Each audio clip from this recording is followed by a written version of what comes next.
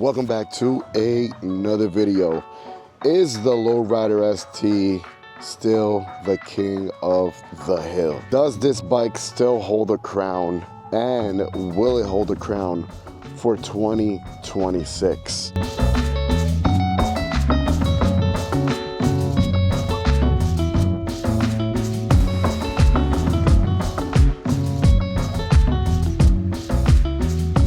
Right here we have my 2024 Lowrider ST in that beautiful tobacco fade. But if you're watching this video right now, it's because you're probably in the market to buy this bike. Or you might also be looking at other bikes at the moment in comparison. Now, will you be buying this bike for 2025 or 2026? Or will you be going with the competition? Let's throw a leg over the bike and talk about it. Now, it is safe to say that this has been the most popular mid-size cruiser that Harley has made in the past few years. Everything and anything about the Lowrider ST is awesome. The bike has held the crown for the past 2 years, but we are now in October and we have a few months left in the year. And this is around the time where, you know, Harley Davidson is going to be releasing their new models, their new colors, new everything in January. So we're a few months away from that. So for some of you who might be in the market at the moment, you might be looking at this bike right now, and you might be thinking about and deciding on this bike. Is it still king? Is it the right choice? Now, let's point out a few of the bikes in the realm that this bike will probably stand next to or compete with, if you may say. Obviously, the Lowrider S is the secondary option you might be looking at after this. The Street Bob, and if you're looking at something outside of Harley Davidson, you're probably looking at the Indian Sport Chief, which is another phenomenal bike. It's a great bike. Those are probably the best mid-size cruisers at the moment. I don't think anything else there comes near or close to what these bikes have to offer. The Lowrider ST being the best one because of its capabilities of touring. It's a sport touring bike. That's what it is. You have that frame mount fairing in the front, retro style, looks really, really cool. I love it. You have the detachable saddlebags in the back that comes off within seconds. You have that Milwaukee 117 engine that it comes with, just punching a ton of power, which is also the same engine you're going to find on the Lowrider ST and the Street Bob. But now for 2025, you obviously have the high output on the Lowrider S and the high output on the Lowrider ST. The Street Bob only got the 117. Big upgrade from the 114 that I had the previous year. But all in all, great motors. The high output obviously is a big upgrade. You got riding modes as well on the 25 models, which is something that I don't have on my bike right here. I have a 24. I don't have the riding modes, so it's just one mode. Go fast. But yeah, you get the riding modes, you got road mode, you got rain mode, and then sport mode on those bikes. So if I was buying a bike, like if I was buying this bike, if I was looking at this bike this year, I get the 25 models over the 24 just because of the riding modes, the high output engine as well.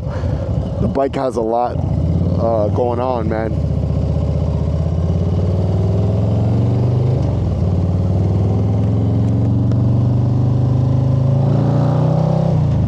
Dip in this parking lot real quick because it's pretty quiet in here.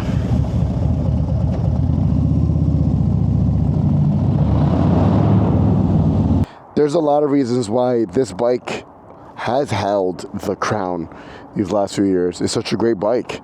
Like I was mentioning, capabilities of touring on the bike if you want it for that. The amount of power that the bike comes with, all the tech that's packed into this bike. And then beyond that, there's just endless roads of where you can go with the aftermarket parts. As you can see here, we've done a ton of stuff on this bike, and we could still go different directions with it. It's one of the reasons why I love, and why so many people love the Lowrider ST and the Lowrider S platform, is because of the amount of customization that can be done to these bikes. It's just so much. It's just a great platform, man. There's no other way to put it. Now, if you compare it to the Lowrider S, like I was mentioning, the Street Bob are naked bikes of what the Lowrider ST is. You're still gonna have the same frame. You could say almost same motor, without the fairing and without the bags in the back. You're still getting a lot of bike for your buck. If you're looking at the Indian Sport Chief, you're getting a lot with that bike as well. A lot of tech with that bike. And I think that going into 2026, there's going to be a bit of a shift for anyone wanting to get into the mid-size cruiser market. I think price is going to play a huge part in the year to come. For example, if you look at the Street Bob compared to this, the Street Bob is way cheaper than a Lowrider ST. Or even a Lowrider S at that. You're looking at a way cheaper price. But then the Lowrider S is such a great bargain. It's hard to say which is the best bike. I mean, to me, this is the best bike. There's a reason why the bike still holds the crown of being the best mid-size cruiser. Just look at it. That's not a Harley. And I'm sorry about my voice, guys. I lost my voice yesterday at the Yankee game. I lost my voice there, and I lost my soul at that game. Let's just leave it at that. All in all, I think for 2026, this will be the crowd favorite still. I think this is going to be the bike that all eyeballs are going to be on. We're going to see it in a ton of new different colors. They did a lot of changes to the softails for 2025, so I highly doubt that we're going to see any huge changes for 2026. But I'm pretty sure we're going to see some really cool paint. Hey, who knows? They might change a few things here and there. But I think all the major changes were done for 2025, which were a lot of changes. It was quite a few. So for 2026, will this bike still hold the crown? Probably. I think so. But I think a lot of people might be looking at the Lowrider S and the Street Bob because of its price point. And then if you also wanted to kind of build it out and make it into an ST and take your time with it, you can also do that as well.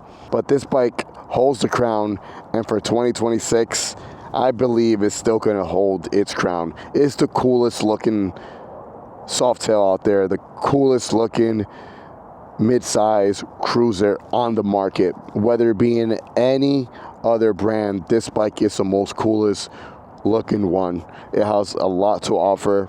It's a great bike. And just look at it, man. It's just a good looking bike. Harley did such a great job with this one. Retro, modern, a ton of tech, punching a ton of power, customizable.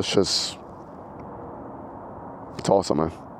Anyways, what are your thoughts and your comments down below? I want to know what you guys think. Do you guys think that the Lowrider ST does hold the crown? Maybe I'm wrong. Maybe another bike holds the mid-size crown. There's going to be something huge coming out this year, and it's not a Harley. It's a Buell. Will that bike take away the crown from the Lowrider ST and the Lowrider S? That bike is awesome. I got to admit it. That Buell bike is freaking awesome. So it's going to be, this bike is going to have a lot of competition, man.